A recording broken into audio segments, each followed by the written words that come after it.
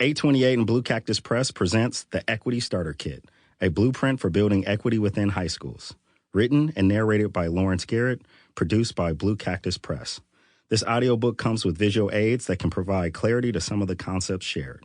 To download these visual aids, head to 828flow.com and use the code EquityKit828 under Download the Equity Starter Kit Visual Pack. Introduction. This book was inspired by an experience I had in spring 2017.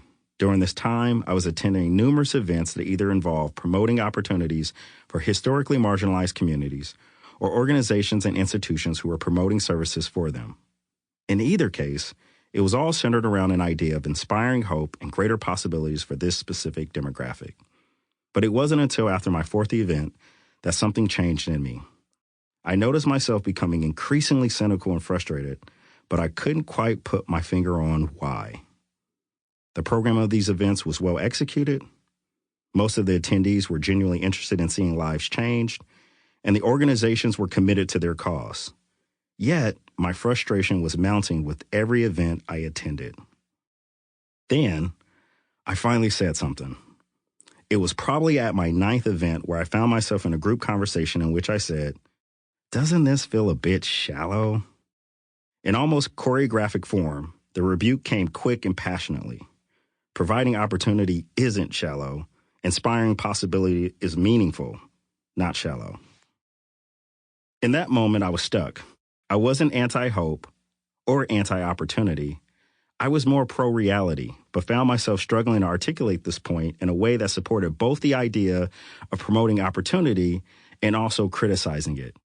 So there I stood, more frustrated with my inability to convey my point than I was with the group who undoubtedly had valid points.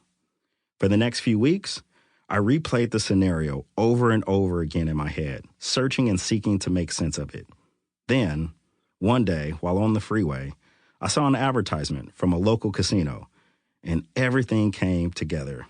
The frustration, the confusion, and the disappointment in myself all dissipated in this moment of enlightenment. I finally understood my frustration and cynicism. Institutional racism works like a casino. It promotes what is possible, but profits on what is probable. All casinos need winners to entice more people to gamble. But they know, and to a greater extent, we know, the house always wins. If the house didn't win, it wouldn't be in business. Institutional racism works in a similar fashion. It seeks to promote the jail-to-yell type stories within schools and organizations, as opposed to highlighting the probable experience of Black, brown, and indigenous people. This was my frustration. The shallowness I was feeling and trying to describe was finally given visual explanation. Imagine if casinos had signs saying, "Most of you will lose your money," or "You'll lose more often than you'll win here," or "Let us show you how we work winning probabilities in our favor." Think of how damaging that would be to their bottom line. Yet, this is the exact same situation predominantly white institutions seek to promote Black and brown success. They choose a success story to create the illusion of a culture that produces these results. Some refer to this as tokenizing, which is true, but the deeper issue is the systematic deployment of these methods. These predominantly white-centered institutions intentionally choose to highlight the exception and not the norm. The counter-argument is, why would you want to highlight the negative as opposed to focusing on the positive?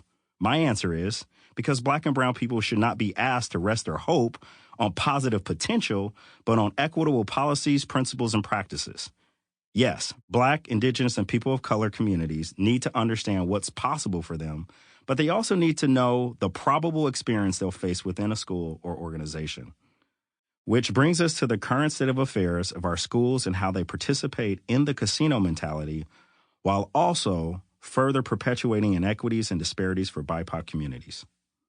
Let's take a deeper look at the casino metaphor.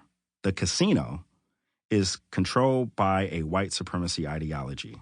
The quicker we realize this and accept the necessity to change it, the easier it will be to move through this book.